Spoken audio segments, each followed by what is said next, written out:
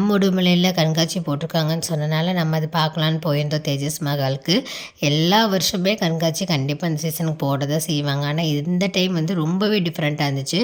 இவங்க concept full and full வந்து நம்ம கிட்ஸு கவர் பண்ணுற மாதிரி தான் இருந்தது. நார்மலாக எப்போ போல் ஃபர்னிச்சர் ஐட்டம்ஸு, அந்த ஷோகேஸு, பீரோ, சோஃபா அந்த மாதிரி ஐட்டம் வீட்டுக்கு தேவையானது அதையும் கவர் பண்ணிவிட்டு மெயின் கிட்ஸுக்கு தேவையான பேசிக் நெட்ஸு, புக்ஸு, ட்ராயிங் புக்ஸு அந்த மாதிரி எல்லாத்தையும் கவர் பண்ணாங்க.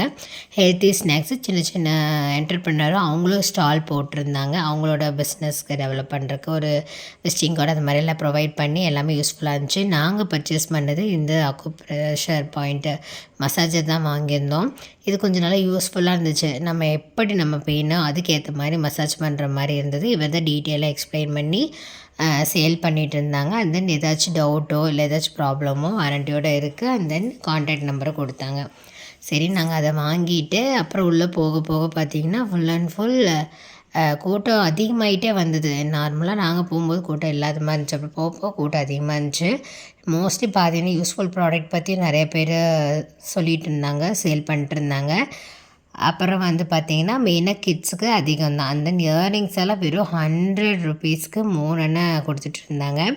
அந்த மாதிரி ஹேண்ட் பேக்ஸு எல்லாமே வந்து 200, 300, 400 அந்த மாதிரி ரேஞ்சஸில் இருந்துச்சு.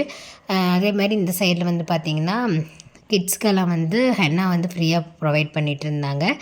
அப்புறம் கேம்ஸ் தான். இந்த கேம்ஸ் எல்லாம் பயங்கரமாக இது வரைக்கும் எந்த ஸ்டால்லையுமே அதிகபட்சம் போட்டதே கிடையாது.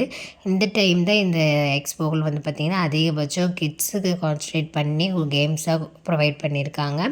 இந்த அரேஞ்ச்மெண்ட்னால நல்ல கூட்டமாக இருந்தது. கிட்ஸுக்கு எல்லாத்துக்குமே வந்து பார்த்திங்கன்னா இந்த 3-4 டேஸ் நல்லா ஜாலி தான்.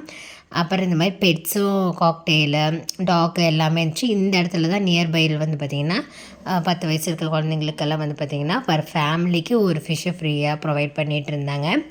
இது எல்லாம் பார்த்துட்டு வெளில வந்து பார்க்கும்போது அங்கேயும் கிட்ஸ்க்கு தான் நிறைய கேம்ஸு எல்லாமே சூப்பராக இருந்தது. அண்ட் தென் ஃபுட்ஸும் அவங்களுக்கு ரிலேட்டடாக இப்போ வர மாதிரி பஜ்ஜி அந்த மாதிரி இல்லாமல் அவங்களுக்கு என்னென்ன பிடிக்குமோ அது waffles, and then French fry அந்த மாதிரி ஃபுட்டு தான் வந்து மோஸ்ட்லி அரேஞ்ச்மெண்ட்டில் இருந்தது. தென் வந்து மேஜிக் ஷோ காம்படிஷன் கண்டக்ட் பண்ணி அவங்களுக்கு ப்ரைஸ் கொடுக்கறது அந்த ஸ்பாட்டும் இருந்தது. தென் அவுட்டோர் வரும்போது நம்ம மினி குட்டைன்னே சொல்லலாம். குட்டை நோம்பி அப்போ எப்படி போடுவாங்களோ அதே மாதிரி நிறையானா கேம்ஸ் எல்லாமே கண்டக்ட் பண்ணியிருந்தாங்க. மெயினாக அந்த வந்து குரிலா தான். இவரையும் பார்த்தாச்சு. இவரை பார்த்துட்டு அந்த வெளியில் வந்தால் என்னடா அது இது வரைக்கும் இந்த மாதிரிலாம் போட்டதே இல்லையே, பரவாயில்ல, இதனால தான் எல்லாருமே குட்டீஸ் எல்லாம் டெய்லி கூட்டிகிட்டு வந்துக்கலாம். நல்ல கூட்டம் தான், சூப்பராக என்ஜாய் பண்ணுவாங்க. மறக்காமல் கூட்டிகிட்டு போங்க இந்த மாதிரி எக்ஸ்போ போட்டால்.